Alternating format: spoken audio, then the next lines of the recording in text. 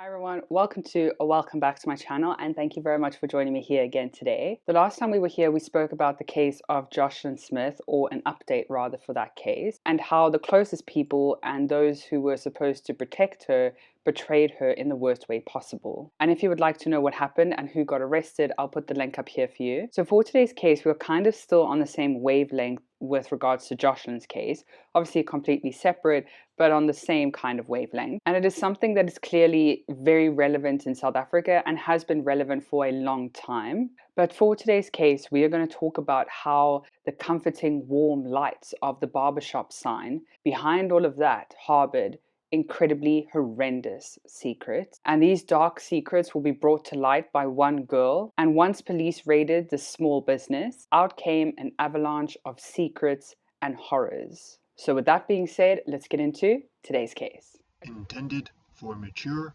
audiences I only. do want to start out by saying, as we know in many of the cases we've spoken about before, when we talk about minors, and especially when they're spoken about in court documents, their actual names are not said. This case did take place a few years ago. However, to protect their privacy, we will, like I said, use the names mentioned in the court documents and not their actual names. Today we are heading to Springs in Gauteng, and particularly to 8th Street, where we have some homes, some businesses, as you will find on a typical high street. But one business at number 76 8th Street in Springs was where we are honing in. This business was mainly a barbershop. That was the business that was advertised on the outside. However, this barbershop on 76 8th Street had lots of side businesses within its business. So on the outside, it said "Looking Good Barber," and then down the side, it had pictures of a woman cutting a man's hair, and then on the other side, it had like a tuck shop around the corner, and it also had a takeaway section as well as buying gold and selling gold. You could also do inside this barbershop. So very versatile. And like I said, the name of the shop was called Looking Good, and it was written in red paint. And on the street, it was a typical street where it had laundromats, barbers, pharmacies, and that kind of shops on the street. And the man who owned this barbershop was Adorsi, and he was a 42-year-old Nigerian national. Adorsi was born in Nigeria, and he was one of 8 children. He was also married at the time and had 4 kids of his own, and he left to come to South Africa, and his wife and children remained in Nigeria. Adorsi owned this business, the takeaway, the gold selling and buying, and the main barbershop. But he was definitely hiding something. And because he was hiding something, the barbershop, the main shop, was technically a front. They did have customers who would sometimes walk in and out of the barbershop, but not many at all. Because right underneath the feet of those who were getting their hair cut in this barbershop was a very dark secret. So let's paint a picture of the store before we get further into the case. When the police would raid this barbershop later on in the case, as they entered the premises, so you go through the barbershop doors and you enter the premises, there's only a single chair within this barbershop. So there's one lonely chair in the middle of the shop, and you kind of pan over to the side just behind this barber chair, and there's this rug that is kind of placed oddly in the middle of the store, and there's this really poorly hidden bump in the middle of this rug. And so when police would raid it, they would pull back this rug and they would find a door. So they pulled back the door as well, and there was this massive hole within the barbershop, and they walked downstairs of this dark hole, and it was just a massive basement that the people who worked in the barbershop and the other shops within the shop and the people who also frequented the area, they would all call this hole in the ground the dungeon. And the reason for this dungeon would be that young girls would be put inside the dungeon when they misbehaved or when there was a police raid of the shop. But as we're going to get into the first victim of this case, as mentioned, this is not her real name, and it is the name mentioned in the court document. And so the first victim of this case, her name is Zandile. And Zandile was one of the girls who was inside the dungeon most of the time. She was in there for a long time. People knew she was there and they did nothing. But if we take a step back, Zandile actually was planning to go out with a couple of her friends in 2016. She had gotten ready and she had left the house. She was walking towards her friends when she was then approached by a 17-year-old girl named A. And by the way, Zandile was only 13 years old at the time. So she's now been approached by A, who's 17, and like we said, Zandile is only 13 years old. While we were speaking, the older teenager named A kept mentioning money. She kept saying that there was a promise that Zandile could make money, and all she needed to do was come with her to this barber shop. They would train her how to cut hair, and she could then make money there. This seemed to be a great way for her to make money, so she and A then started making their way to 8th Street. At first, things seemed very normal. Zandile was shown around the barbershop. She was also shown where she would potentially be working, but then things started to change when Adorsi arrived. When Adorsi arrived, he completely towered over Zandile. Remember, he's 42 years old at the time, and Zandile was 13. And it was described that when he walked into the barbershop, he completely blocked the doorway. So there was no way that she was going to be able to push him out of the way to escape or even think about escaping this barbershop. And when Adorsi arrived, he looked this young girl up and down, very judgmental, and then he kind of ushered towards someone at the tuck shop to bring something, and it was then handed to 13-year-old Zandile. Everyone in the shop at the time called it rock, but it was actually crack cocaine. And yes, by now we can assume that Adorsi was making and selling crack cocaine, and it looked like most of it was happening from the tuck shop section, and that was one of his MOs. And it would be said that most of the victims would tell the same story about what would happen, and the first thing that would happen is that they would be given crack cocaine. Once Zandile was given this drug, she was then taken to the back of the barbershop because there were 2 hidden bedrooms at the back of the premises, and she was then taken there, and Adorsi would then repeatedly her. A lot of the victims would then say that once Adorsi felt that they were ready, Adorsi would then advertise that he now had another young girl and that these young girls were now available for sex. And as mentioned, the victims would all say the same thing. So like we said, they would all say that they were first given crack cocaine, they were then taken to the back and repeatedly by Adorsi, and then once he felt that they were ready, then he would advertise their services completely against their will, and other men would now pay to have sex with these teenage girls. There were also reports that these girls were starved. They were rarely ever given food, and if they were really small rations, but they were given a lot of drugs, and they became dependent on the rock. They were completely out of it most of the time because rock was constantly on offer to these girls, and because they had become addicted, they were constantly taking it as well, also to numb what they had to do every single day when these men would come knocking on the door expecting a service against their will. Zandile stayed there for over a year, and this wasn't by lack of trying to escape.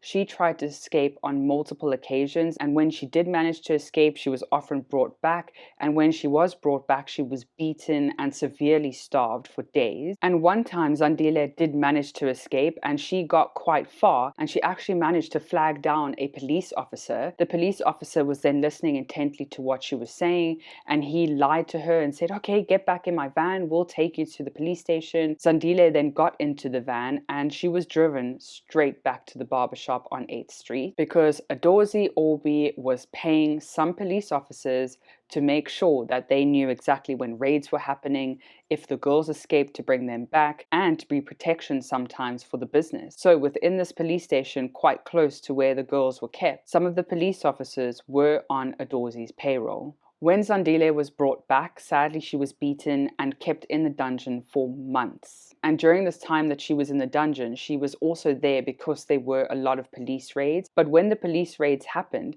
all of the rock was gone. There was just a barbershop there and the gold selling at the back and the tuck shop. Everything was spick and span, absolutely clean, because obviously the corrupt police who were on Adorsi's payroll were tipping him off when police were coming to raid. So remember A, the 17-year-old girl who first enticed Zandile to come to the barbershop? Well, she was also in charge of many of the girls who were in the premises within the barbershop at the back. And witnesses would say that often these young girls, remember Zandile was only 13 years old, so they would say that a lot of these young girls would stand in front of the barbershop in incredibly skimpy outfits, like barely wearing anything, very young girls, and they would all stand in the front in a line completely out of it, high as a kite. And so they were all standing there and people would just walk past, and basically they would advertise the services that was happening within the back of this barbershop. And so many people knew what was happening, but nobody did anything. But then in May of 2017, Zandile watched as another young girl was brought into the barbershop, and exactly the same thing happened when she was first brought there. She saw that this young girl was brought in with the lie that she was going to work as a hairdresser in the shop. As soon as she arrived, she was then offered something to drink, shown around the barber shop, and then Adorsi walked through the front door. She then saw that he towered over her, and then she was given rock from the tuck shop. This young girl was identified as Tundi in the court records, and once she was given rock from the tuck shop, she was then taken to the back by Adorsi and repeatedly.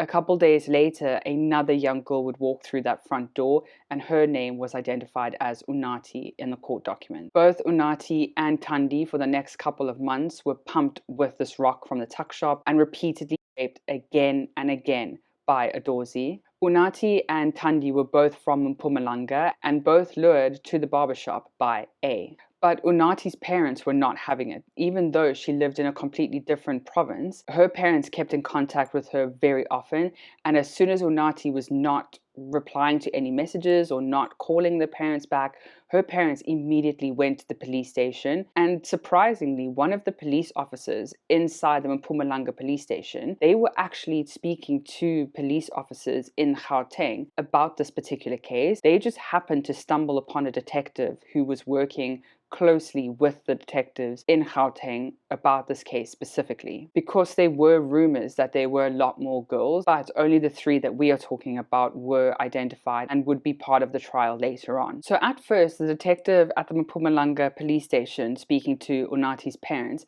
he was kind of like, don't you think she's just a runaway? Maybe she has a boyfriend and they decided to run away. But Unati's parents said, no, she did not run away with her boyfriend. She does not have a boyfriend. She's a very young teenager. You need to investigate this. She's way too young to be running off with anybody, and this is not like her. So the detective did believe Unati's parents, and he then decided to investigate this a little bit further. And he started looking at her phone records, where she was, and really trying to pinpoint where she could have gone.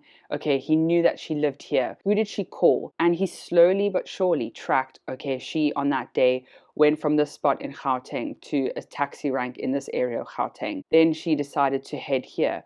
Who was the last people that she spoke to at the taxi rank? So he drove around, he went to all these areas, he spoke to the people where she might have been in the vicinity of, and eventually he was led to the barbershop on 8th Street. He followed the trail by people who had seen her. He really did full-on detective work to find out where she was, and the last place that she was seen was in 76 8th Street inside Looking Good Barbershop.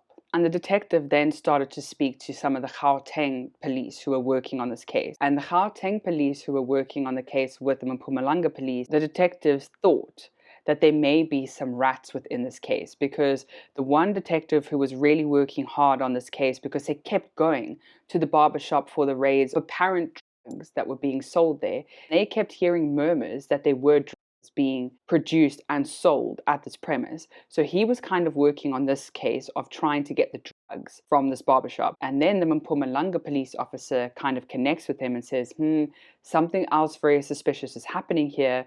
We have girls going missing and their last known location is this barbershop. Maybe we can work together on this. So he then decided to work very closely with a detective from Mpumalanga and very trusted police officers within this one Gauteng police department, because he did not want any dirty police who he had no idea who they were.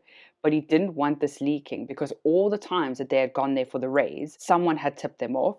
So he wanted to make sure that he kept this raid that he was going to do very close, very quiet, and make sure that he only told the police only a couple of hours before the raid was going to take place. And this detective was going to make sure that the raid was going to happen with police officers in different departments from different areas in Gauteng, to make sure that there was no close proximity to any police officers near the barbershop, near any police stations near the barbershop, to make sure that whoever the rats are who are telling Adorsi exactly what's happening, that they are not informed. Then on the 17th of May 2017, this bustling street with the laundromats, the little shops in the corner, and this barbershop at number 76 was flooded with police. From all sections of the street were riot gear police, armed police. They were all coming for this barbershop and making sure that they were honing in and surrounding the shop. The police didn't even bother knocking. They broke down the door and startled everybody inside this barbershop. They were not prepared at all for the riot police to come. Usually when they arrived, they would have warrant in hand, they would knock politely, they would shake Adorsi's hand, how are you? Here's the warrant, can we have a look? Not this time. These police, like I said, broke down that door, they stormed into the barbershop, and they found exactly what they were looking for. At the back of this barbershop were 3 teenagers hiding in the back rooms. 17-year-old A was also found, and a drug runner named Luke Buerter. A and Luke were both arrested along with 2 other people. The 2 other people were actually later let go, that's why they were never named, and there were no charges brought towards them. So it was only A that was arrested and Luke Buerter, who was the drug runner. And then their main man at the time, Adorsi Orbi, was also in the barbershop and he was also arrested. Adorsi was said to have a very lackluster criminal record for the crimes that he was now being charged for. And what I mean by that is he was being charged for some serious crimes right now. And his actual criminal record that he had was maybe petty theft here. So there was hardly anything on his criminal record, and now he was being charged with over 20 different charges. He obviously denied everything and said that it was his employees in the barbershop and he had no idea what was happening. His employees were doing this behind his back when he wasn't there, and that he was completely innocent in this case. When the trial first kicked off, a lot of focus was actually on A and how and why she lured the girls into the barbershop. She said that she did it because she was forced to. She was also fed drugs by Adorsi. When she was younger, she was recruited to come and work inside the barbershop and forced to have sex with Adorsi and other men. Because she got too old for these men, she was then kind of kicked out and told to now recruit other girls to make sure that she was able to keep her flow of drugs being given to her, because if she did not work for Adorsi, she was no longer given the drugs that she was put on in the first place by this person. A's parents were asked about her when she was younger, and they said that she was a very troubled teenager. She often got into a lot of trouble herself and that she was a problem child. But they did say that she went missing just before her 15th birthday. So I know that she did terrible things. She lured these young girls knowing exactly what was going to happen to them, but she too had terrible things happen to her, and she was a victim who had now become a perpetrator. And no, her parents didn't look out for her. They kind of said that, well, if she wanted to come home, she would have come home. Maybe she was just out living with someone else and she didn't want to come home, so we're not going to look for her. So not exactly the greatest parents. But as the trial went on, details of how clients would arrive and what took place was spoken about. And I feel incredibly badly for these young girls. And I think what is so sad is that these girls are teenagers. They are 13, 14, 15 years old, and they are so young. They just want to go out with their friends, and then they are being lured into a potential job to potentially help their families, and then they would just be forced to have sex with these men who would knock on their door at any time of day, and they would just have to do what they are told. And how Adorsi would advertise that he would have these girls there, besides them being paraded in the front of the shop and word of mouth, what he would actually do is he would pose the girls or tell them to pose in very explicit positions, and he would then take photos of them, put them onto a website. The men would then know that they're there. They would then contact Adorsi, and he would then tell them, there they are at the back of the shop, you've paid your fee, go and do what you need to do. Their faces were barely in the photos in some of them. However, when their faces were in the photos, you could clearly see how young these girls were. And I'm sure that when the people arrived to come and have sex with the girls, they could clearly see how young they were and how drugged up and high they were. They would also say that Adorsi would force them to watch porn a lot, especially with him and sometimes some other strange men. They would all have to sit and watch, and Adorsi said that this is how they would practice, this is what the men expected of you, and that's what he would make them do as well with these men. And as a side note, all of the girls lived in the same room. So when payment had been made and a man had come into the room, it's not like the other girls would move to the other room that was kept at the back. They would all have to sit in the same room and watch the act take place with these other men, just in case another man had come in and he wanted to have sex with another one of the girls. They would all be in the same room, and apparently the room and the area was disgusting. It was often littered with used condoms, and the bedding was never changed. And often Adorsi wouldn't let the young girls wash in between. It was just really not very hygienic at all. And it was really, really awful for these teenagers. And as mentioned, Adorsi faced a lot of charges, over 20 charges for the crimes that he had committed. Some of them, for example, were keeping a brothel, sex trafficking, dealing and being in possession of drugs. A was also charged with keeping a brothel and being in possession of minors who are using drugs. Luke, the drug runner, was also charged, but he was only charged with illegal possession of minors who were using drugs. So basically, A and Luke's charges were that they knew that they were minors within the building and that they were being given drugs and that they were doing nothing to stop it, and also they were being charged with basically giving them drugs as well. Adorsi Orbi took the stand in his own defense, and he said that he had no knowledge of the illegal activities. He said that A and Luke were the only ones who knew everything, and he did nothing. In September 2019, the judge found Adorsi Orbi guilty of 23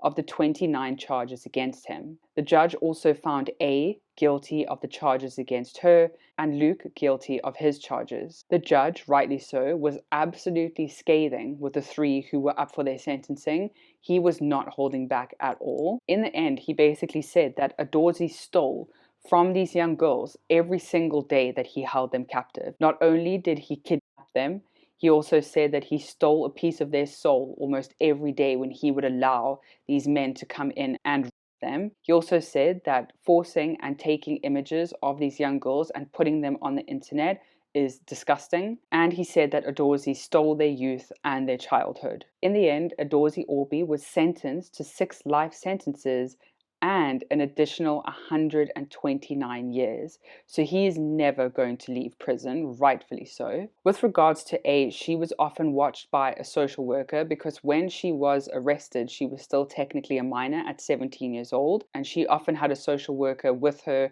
in contact with her very often, and the social worker said that she had changed a lot because after she was arrested, she was actually given bail, and while she was out on bail, she really changed. She stopped taking drugs, she was no longer using, she actually got into a relationship and had a baby while she was out. And the social worker said that she had changed so much. She was no longer the person that she was when she was under Adorsi's control. And so the judge in the end did take this into consideration, and then he sentenced her to 5 years suspended sentence, so no jail time at all. And Luke, he was charged as well, and he was charged with 3 years suspended sentence with no jail time. But he was ordered to go to rehab for his consistent drug use, which he was still often using. I think with closing this case, as we mentioned earlier, there must have been other victims. The police were aware that there was something happening, but every time there was a raid, because of the people who were tipping off Adorsi, they were never able to find the girls in there, and we don't know what happened to other girls once they were too old for the men who were knocking on the doors of those back rooms, knowing exactly who they were there for. And we do know that sex trafficked